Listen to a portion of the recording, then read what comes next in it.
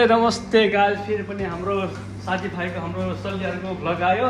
आज हाम्रो ट्याग कसलीले यस्तो खम जस्तो खसीको मासु च्याट्र पकाउँदैछ ल हो ल। अनि आज हाम्रो 4 घण्टाको ड्युटी सकेर केटाहरू कति घण्टाको भन्दैछन्? ओहो 8 घण्टाको ओटिएम होइन, हामी 4 घण्टा सकायो बिहानै। अब आयो मासु भात सेट खत्तम यार। रोमनिया यस्तै छ हाम्रो किचन साथीहरू, रमाइलै छ। अब हाम्रो किचन हो। आज साथीभाइ अब हामी घुम्न जाँदैछौँ। ट्याक्क दिनभरि मजाले सुत्यो, टक्क खायो। अब साथीहरूको लागि अब खाना पनि चट्ट पकाएर जाँदैछु। अब हामी एकछिनमा जाने ओके ल। अब साथीले अब च्याट्ट नुन पानी ल असला मसला भेट्दैछन् च्याट्ट ल ल च्याट्ट हामी ल चाखम ओहो वे खतरा कस्तो छ? ओके अब ल यो हाम्रो किचन हो। च्याट्ट कोही सुतिरहेको छ मस्त, कोही काम गर्दैछन्। हामी पनि यहाँ इन्जोय होइन मासु पकाउँदै इन्जोय गर्दैछौँ। यहाँ मासु फ्रिजमा हुन्न, पसलमा किनेर खानु मिठो हुन्न, आफै ल्याउने आफै काट्ने बनाउने। ओके अहिले हामी कहाँ जाने रे? चिलापा अब जाने हामी, अब उता जाने भने किन। ओके हामी अब म्यापको अब जाने हो। त्यसपछि अब यहाँ चट्ट जाने हो। त्यसपछि त्यहाँ के रहेछ यसो हामी देखाउँछौँ। ओके ओके गाइस, अब हामी लुगा फेर्न आएको। यता हाम्रो रुम यही हो, चट्ट लगाएर रुम चाहिँ यही हो होइन। अब उता जाने भनेको लुगा चाहिँ लाउनु पऱ्यो। लुगाहरू यता छ यार साथीहरू, लुगाहरू यस्तो छ। च्याट्ट लगाउने हो च्याट्ट। ए गाइस फाइनली हामी निस्किसकेका छौँ ल। सोली च्याट्ट पारेर ल ट्याक्क अब जाँदैछौँ होइन ल। ओके ल जाँदैछौँ हामी साथीहरू। अब गार्डनतिर यसो के रहेछ, के खाना पाउने रहेछ, के रहेछ त नि यसो हाम्रो रोमनियाको गार्डनतिर जाँदैछौँ। त्यही अब ठक्का खाँदैछ ल च्याट खाले ल।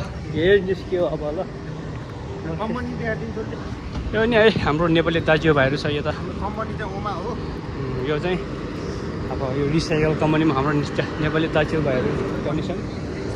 अब यस्तै छ, अब हामी बस्ने यहीँ हो। अब यस्तै छ जिन्दगी होइन, सुख दुःख आफ्नै ठाउँमा छ। तरै पनि जस नेपालबाट खेल जस्तैमा आयो, खेलमै आयो। अब त्यस काम हुँदैछ। आज हाम्रो चाहिँ 4 घन्टा मात्रै भयो। अब साथीहरू चाहिँ 12 घन्टा हाल्नेछन् होइन। काम हुन्छ, टेन्सन गर्नु पर्दैन। बिस्तारै सुख दुःख चल्दैछ। छिर्नु पऱ्यो, काम आफूले भ्याइ नभ्याइ गर्न पाउँछ। जति घन्टा गरे नि महिनामा बेसी स्यालेरी आइहाल्छ, नो प्रब्लम होइन। ओभर टाइमै 10 घन्टा ओभर टाइम गर्छु भन्ने काम जति पाउँछ यहाँ। कम्पनी राम्रो हुनु पऱ्यो एकदम। हाम्रो त ठिकै छ होइन, काम पनि सजिलै छ, जहाँसम्म लाग्छ। ल केटाहरू अब यहाँ चाहिँ घाम अहिले कति बज्यो ल? बज्यो 6 बजे। 6 बजे है। यता नेपाल र यताको धेरै फरक हुन्छ। नेपालमा यता 10 बजीसम्म घाम लागिहाल्छ, हो त नि। उता नेपालमा 10 बज्दा 1 बजिसक्छ। 1 बजिसक्छ। यस्तै छ केटाहरू। अब हामी जाँदैछौँ, हेरौँ गार्डनमा के रहेछ। के कस्तो भइरहेछ? अब अहिलेसम्म सब ठिकै चलिरहेको छ साथी। अब जाँदै हो हावा खाना। हावापानी खाने हामी रेडबुल सेडबुल पनि किन्यौँ। हामी बुधबार स्थितिको छेउछेउ 9 किलोमिटर। अब हामी खानेकुरा हन्टिङ हान्न जाँदैछु गाइज।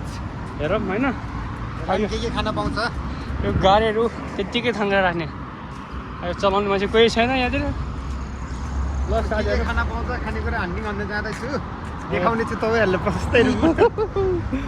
ल साथीभाइ मिलेर यसो होइन राम्रो गर्दैछ। अब यही हो के यस्तै छ। अब घाम मजाले लागिरहेको छ। हामी जाँदैछौँ साथीहरू। जस्तै हो फाइनली गाइज। हामी चाहिँ अहिले यो के अरे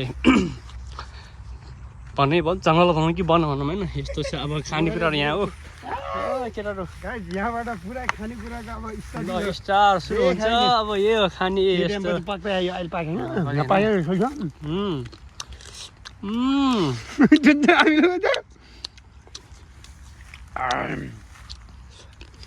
हामीले झमझल्टी अब यो त उतैसम्म हो यस्तै हो ओखर स्याउ त्यसपछि यो साइड यो घोलघोल सबै खानेकुरा छ क्या तपाईँ जे खाने यी स्याउ स्याउ यहाँ छ होइन उता जति उता छ रे स्याउबारी अब सबै छ कति टाढा कता कता आमामा यस्तो छाडिरहेको छैन त्यस्तै मजाले खान पाइन्छ अब यहाँ स्याउ खाने दाँते ओखरी के अरे दाँते ओखरी रे म यहाँ कुरेन हामी चाहिँ अहिले BMW सोरुम छेउमा आएको छ ल पहिल्यैदेखि BMW सोरुम हो चाहिएमा सम्पर्क गर्नु ल हाम्रो कोठा छेउमा हो लगिदिउँ ल हो ल जाँदैछौँ साथीहरू यो त्यो तोरी हो तोरी बाबरे कहाँ आँखाले भेट्दैन अब सोल्टी अरू चाहिँ होइन एक हप्तापछि आउनुपर्छ एक हप्तापछि ठक्क अरू खाने बेला हुन्छ त्यसो 2 हप्तापछि आउनुपर्छ स्याउ खाने बेला हुन्छ त्यसो 3 हप्तापछि आउनु ओखर खाने बेला हुन्छ